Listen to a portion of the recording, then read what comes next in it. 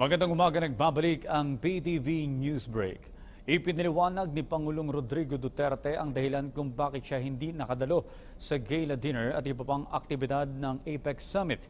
Ayon sa Pangulo, nakaranas siya ng jet lag dahilan upang hindi siya makadalo. Dagdag pa niya, nahirapan siya dahil sa sobrang antok dahil sa kaibahan ng oras sa Maynila at sa Lima, Peru. Tumatama umano ang oras ng kanyang tulog sa Pilipinas ng alas 3 hanggang alas 5 ng madaling araw. I was not able to attend the socials because I wanted the Secretary of Foreign Affairs I wanted to promote his acting career. Sabi ko, ikaw na lang muna dyan at never mind about me. Really, alam akong bakit jet lag. Talagang, hindi man, but lightheaded. Because exactly at that time, that's my sleeping time back home in the Philippines. I sleep at 3, 4, 5. Yun yung panahon dito. Talaga ang mata ko, hindi ko mapigilan minsan.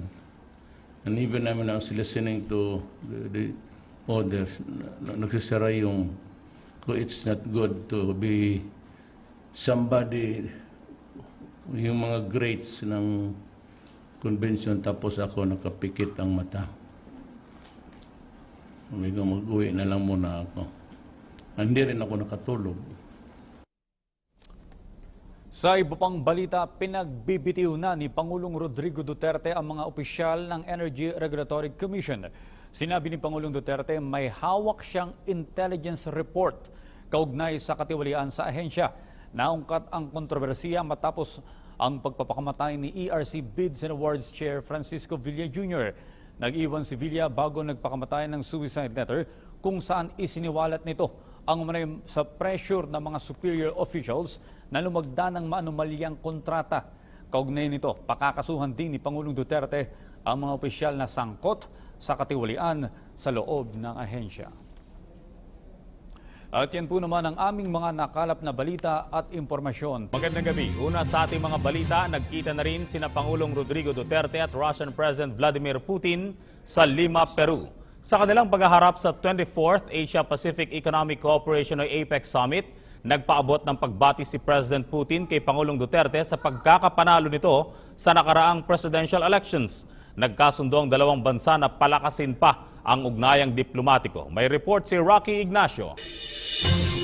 Nagkasundo ang Pilipinas at Russia na palakasin pa ang ugnayang diplomatiko. Naganap ang pinakaabangang pagkikita ni Pangulong Rodrigo Duterte at Russian President Vladimir Putin sa Lima, Peru, kung saan kapwa dumadalo ang dalawang leader sa 24th Asia-Pacific Economic Cooperation ng APEC Summit.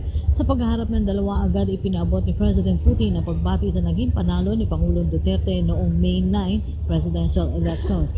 Ang petsa na naging masayang bahagi rin sa kanila dahil sa pagwawakas ng digmaan laban sa Nazi. Your Excellency, distinguished Mr. My pleasure to meet you.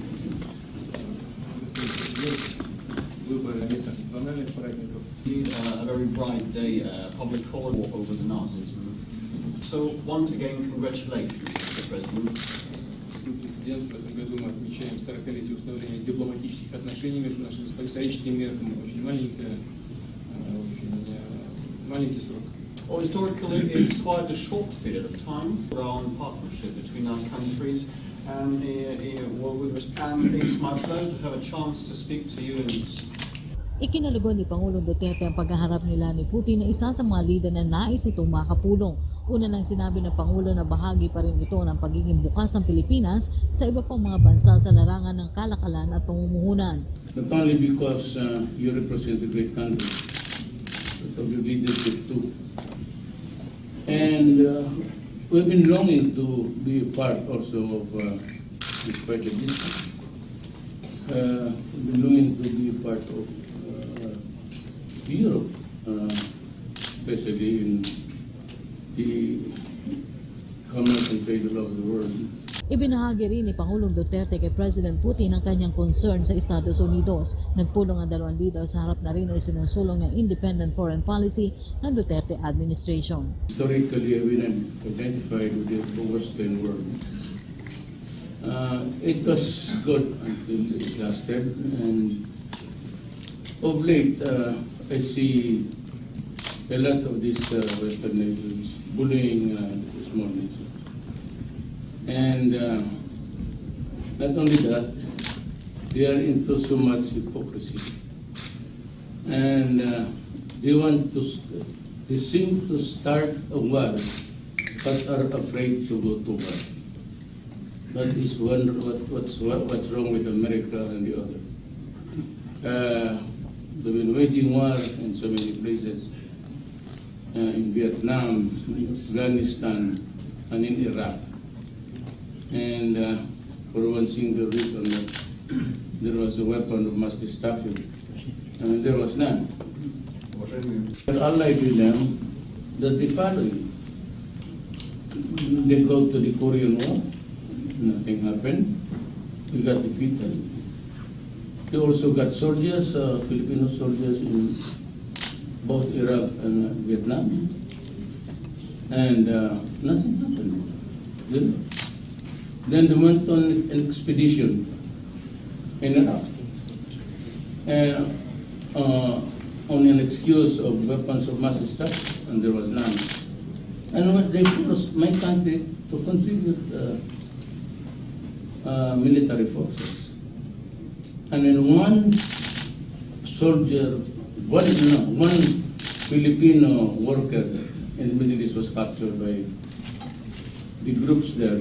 They threatened to behead the Filipino unless we go out of course, in the war against in the Middle East at that time. And because it was of national interest, because the country was really going overboard thinking of how to solve the problem, the condition was that if we withdraw our forces, then they would spare the life of the Filipino worker. And we decided to withdraw. And from that time on, the Americans made it hard for us.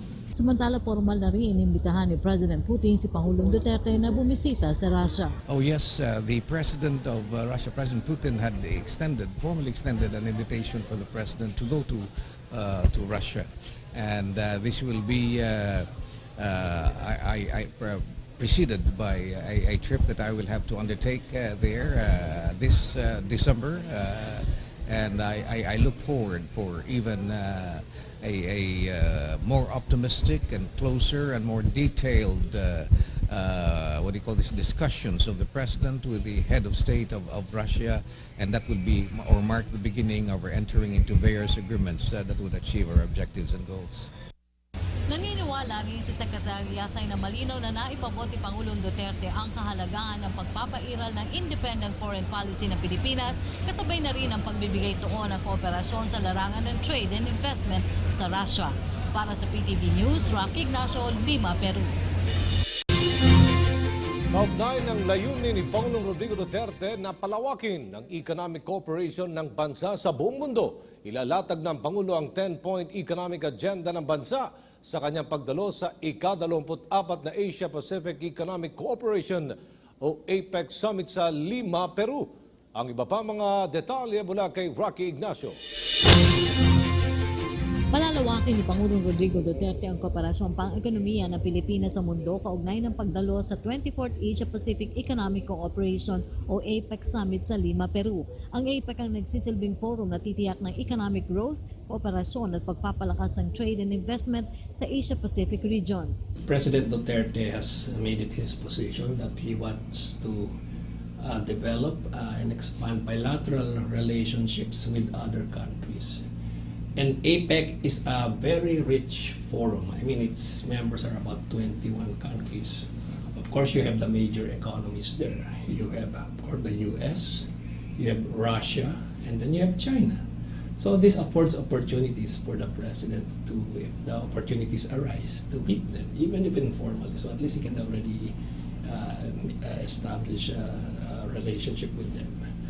And he can leverage on our country's high economic growth, because this is a come-on for so many countries. They're looking now for alternate markets, and as you well know, the Philippines has one of the highest domestic spending levels in Southeast Asian countries. So that's what makes our economy so attractive.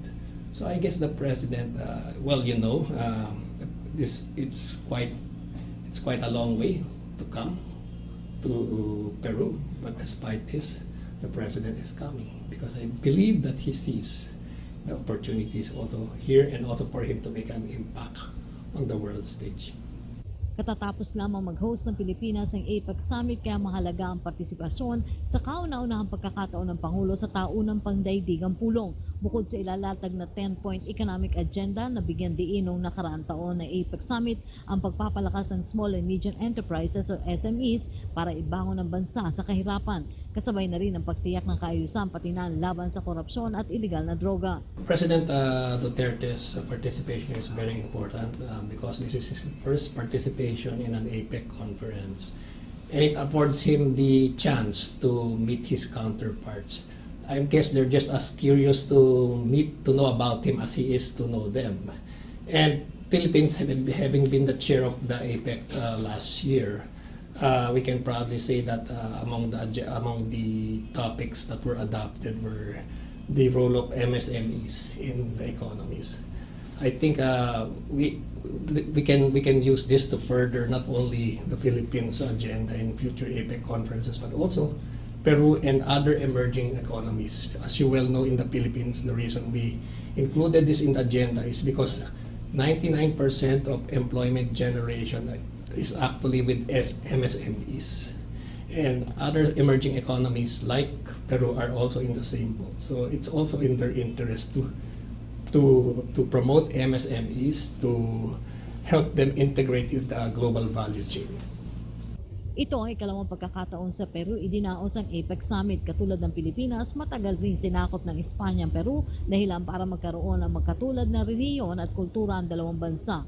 Maliit na komunidad lamang ang mga Pilipino sa Peru na umaabot sa mahigit 100 pero nananatili silang katulong ng pamahalaan sa pagpapakilala sa Pilipinas, partikular na sa larangan ng turismo. Yes, both our countries were colonized by Spain, and there are a lot of traditions, cultural practices, and even religion which we both have in common. We're both Roman Catholic countries. At least the overwhelming majority of the population, they are Roman Catholics. Also, we have shared the same values. We are family oriented. Our Philippine language has a lot of Spanish words. And me personally, when I went around here, and then people ask me from what country I am, because, well, they're curious. They see an Asian guy who talks a little Spanish, and I tell them the Philippines. Then they say, yes, the Philippines. We know Philippines very well. And they mention also their history and our common cultural beliefs, our common history, similar history. So I guess we can start from that, promoting better cultural understanding. With regards to the Filipinos, there aren't as many Filipinos here as there are in other countries. We have various estimates from a low of around 120 to a high of 500. Their profile are those of missionaries, or they're married to Peruvians, or tourists. We normally use the Filipino community to promote our tourism, Philippine tourism. We'd like to promote mutual cooperation in tourism. However, there are some obstacles to overcome, like as you well know, the distance and travel time between Peru and the Philippines is quite large. But that being said, I think there's a lot of common ground between us that we can work on. Magandang umaga, nagbabalik ang PTV Newsbreak.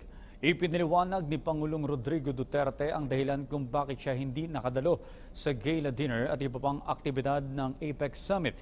Ayon sa Pangulo, nakaranas siya ng jet lag dahilan upang hindi siya makadalo. Dagdag pa niya, nahirapan siya dahil sa sobrang antok dahil sa kaibahan ng oras sa Maynila at sa Lima, Peru. Tumatama umano ang oras ng kanyang tulog sa Pilipinas ng alas 3 hanggang alas 5 ng madaling araw. I was not able to attend the socials because I wanted the Secretary of Foreign Affairs I wanted to promote his acting career. Sabi ko, ikaw na lang muna dyan at never mind about me. Really, alam akong bakit jet lag. Talagang, hindi man, but, lightheaded. Because exactly at that time, that's my sleeping time back home in the Philippines. I sleep at 3, 4, 5. Yun yung panahon dito. Talaga ang mata ko, hindi ko mapigilan minsan. And even I was listening to the others, nagsisara yung, it's not good to be somebody, yung mga greats ng convention, tapos ako nakapikit ang mata.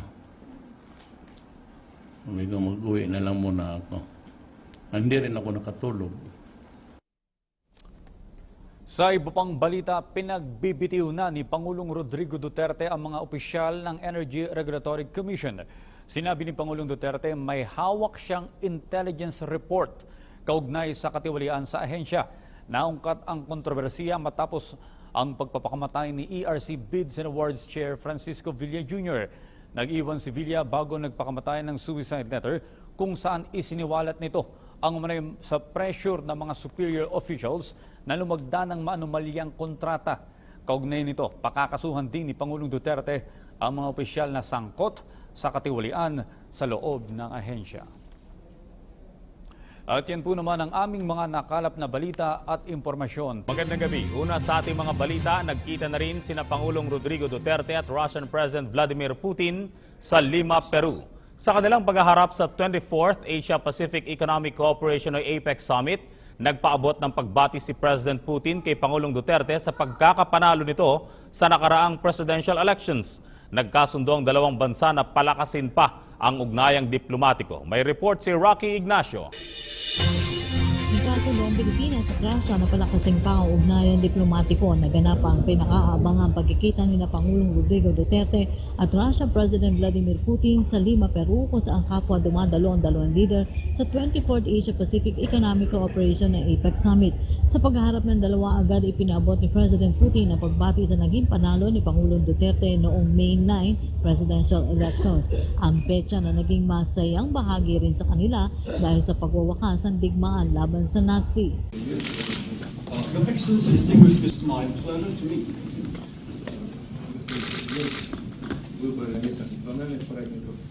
A very bright day, public holiday over the Nazis. So, once again, congratulations, Mr. President. Президент, в этом году мы отмечаем 40-летие установления дипломатических отношений между нашими историческими мерками. Очень маленький срок. Well, historically, it's quite a short period of time around partnership between our countries. And it's my pleasure to have a chance to speak to you. Ikinalagon ni Pangulong Duterte ang paghaharap nila ni Putin na isa sa mga lider na nais itong makapulong. Una nang sinabi ng Pangulo na bahagi pa rin ito ng pagiging bukas ng Pilipinas sa iba pang mga bansa sa larangan ng kalakalan at pamumuhunan. Not only because you represent a great country, but of your leadership too. And we've been longing to be a part also of this project. We've been longing to be a part of Europe, especially in the commerce and trade all over the world. Ibinahagi rin ni Pangulong Duterte kay President Putin ang kanyang concern sa Estados Unidos. Nagpulong ang dalawang leader sa harap na rin ay sinusulong ng independent foreign policy ng Duterte administration. Historically, we identified with the Western world. It was good until it lasted, and of late, I see a lot of these Western nations bullying the small nations. And not only that, they are into so much hypocrisy. And they seem to start a war, but are afraid to go to war. That is what's wrong with America and the other. They've been waging war in so many places, in Vietnam, in Afghanistan, and in Iraq.